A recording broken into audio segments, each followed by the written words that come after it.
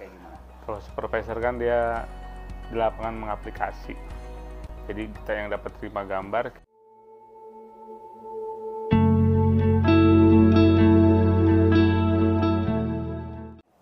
Assalamualaikum Bang Arno. Waalaikumsalam warahmatullahi wabarakatuh. Bang Arno, apa kabar Bang Arno? Alhamdulillah baik. Bang Arno di sini sebagai SEME ya Bang? Ya, belajar lah. Ini apa Bang emang Bang? Quality supervisor. Quality supervisor. Berapa lama jadi SEME Bang? Ya, jalan 3 bulan lah. 3 bulan. Gimana rasanya Bang? Perbedaannya nih kan kalau kita sebagai supervisor ME kan, misalkan saya menjabat sebagai supervisor, wah saya menganggap bahwa kerjaan supervisor itu hebat, gitu kan? Bahwa ini kerjaan saya cukup gampang. Nah, abang kan udah ngerasain nih 2 jabatan nih sebagai supervisor ya, sebagai SE ya. Gimana nih pandangan abang? Supervisor kayak gimana, SE kayak gimana? Kalau supervisor kan dia di lapangan mengaplikasi. Jadi kita yang dapat terima gambar, kita aplikasi di lapangan, koordinasi dengan vendor atau DC. Nah, sebatas itu kita lihat kualitasnya sesuai dengan standarisasi total, ya kita approve. Kalau tidak ya kita komen lah ya. Tapi kalau untuk set engineer ya sebaliknya, kita yang membuat sistemnya akan diberikan kepada supervisor. Sistemnya itu macam-macam, koordinasi dengan arsitek dan struktur. Itu aja sih garis besarnya. Jadi koordinasi ya. Ya intinya semua drawing lah. ya koordinasi drawing. Sistem dan lain-lain. Betul, sama set engineer lah. Perbedaannya kendala antara jadi SE dengan supervisor apa nih Bang? Buat gambaran teman-teman di luar sana. Kendalanya itu kalau untuk engineering itu kendalanya pertama putusan dari owner ya. Sistemnya ini kadang-kadang belum ditunjuk, belum apa namanya ya, belum putus lah ya sistemnya mau seperti apa. Itu saja kendalanya. Kalau untuk di lapangan kan nunggu kita dari engineering juga. Itu aja. Nah, pertanyaan terakhir Bang, enakan SE atau enakan jadi supervisor Bang? Relatif sih, sama-sama enaknya juga. Kalau kita nikmatin pekerjaan dasarnya ibadah ya semua enak lah, ya nggak? Itu aja sih. Oke, terima kasih Bang Arno. Assalamualaikum. Waalaikumsalam. Assalamualaikum Pak Darwanto. Waalaikumsalam. Gimana kabarnya Pak Dar? Alhamdulillah sehat. Pak Dar ini adalah seorang safety super HSE ya, HSE supervisor di proyek kita. Nah, menurut Bapak nih ya Pak, bagaimana sih cara Bapak menjaga keselamatan, kesehatan kerja di proyek kita itu? Bagaimana sih tips-tipsnya nih Pak Dar? Tipsnya ya. Jadi sebenarnya kita itu menjalankan aturan yang sudah berlaku aja sih sebenarnya. Cuman konsistensi aja yang perlu. Kita penyampaian dari toolbook meeting itu kita harus ada penekanan terkait masalah aturan yang berlaku di sini seperti apa gitu. Misalkan pelanggaran kita ada sanksi supaya orang itu tidak mengulang kembali, dan kita sosialisasikan di TBM ya. Jadi biar bahasanya ada yang sudah melanggar, ada sanksinya, berarti kita tidak boleh melanggar.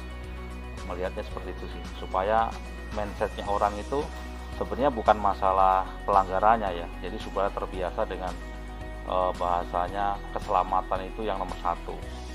Setiap ada orang kerja yang dihitungin adalah aman dulu baru kerja, aman dulu baru kerja. Jadi seperti itu sih. Jadi ngasih mindset gitu ya ke Iya. teman-teman pekerja ya. Jadi dari 1000 orang ya, kita kan pernah ya mencapai 1000 orang Iya. pada. Jadi 1000 orang itu supaya kepalanya sama kayak kita, nah itu. Jadi gimana Pak Dar? Kadang kan 1000 orang ini susah ya, sedangkan safety kita paling ada berapa kan gitu ya. Ya setengahnya sih kalau kita maksa ya. Kayak di TBM itu kan general, artinya semua orang itu kan ada ya dari pekerjaannya itu apa. Dan karena di sini ditampilkan itu kan ada sekitar 70 lantai ya, 6 basement. Jadi untuk bahasanya menyampaikan tuh kalau kita datengin satu persatu kan susah mengingatkan orang. Jadi kita di TBM itu emang diwajibkan untuk semuanya subkon, DC, mandor, dan kita doktrin di situ bahwasanya itu kita satu visi apapun itu profesinya. Jadi supaya kita selamat, supaya kita sehat, apa sih yang harus kita lakukan? Nah, kita setengahnya memaksa dari segi contoh nih, aturan kedisiplinan waktu itu pada saat masuk pun kita paksa supaya dia masuk pagi. Ternyata ya selama ini kita jalankan, alhamdulillah dia bisa mengikuti dengan program-program yang sudah berjalan itu. Jadi slogannya safety itu apa Pak? Slogannya safety itu ya, kalau misalkan yang di TBM kan safety, yes, sehat selamat ya bahasanya, Ya. selamat gitu lah ya. Cuman sebenarnya saya punya ini sendiri lah ya bahasanya, kita menanamkan bahwasanya safety itu ya semua orang yang ada di sini itu safety.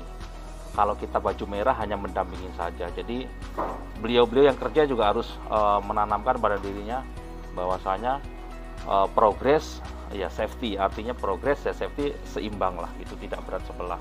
Jadi tertanam pada diri dia itu bahwasanya safety itu udah suatu kebutuhan yang harus dilakukan setiap hari. Jadi safety ini bukan Pak Darwanto, safety ini bukan Pak Yadi ya, Ya, safety ini bukan Pak Ambon, tapi safety adalah kita sama-sama semuanya ya, ya, Pak. keseluruhan safety. Misalnya kalau ini safety siapa ya saya itu ya teman-teman yang kerja semuanya di safety. Siap. Seperti itu. Terima kasih banyak Pak Dar. Oke. Semoga sukses sampai selesai proyeknya, aman, Amin, amin, tidak amin. ada fatality dan sehat selalu Pak Dar. Amin, amin. Terima Alhamdulillah. kasih. Assalamualaikum. Waalaikumsalam. Assalamualaikum Bang Fajar. Salam, Lagi ngapain Bang Fajar? biasa lagi nyantai. Bang Fajar, jadi survei gimana rasanya? Masa gimana ini? Gimana enakan jadi survei apa enakan jadi pelaksana? Oh, kalau itu mah enakan tergantung jobnya. Enakan survei sih. Enakan survei gitu? Yoi. Enakan survei lah. Menurut Bang Fajar nih ya, penting nggak sih surveyor di konstruksi? Wah, itu ujung tombak tuh. Surveyor. Kenapa bisa dibilang ujung tombak? Kalau belum ada survei belum bisa jalan.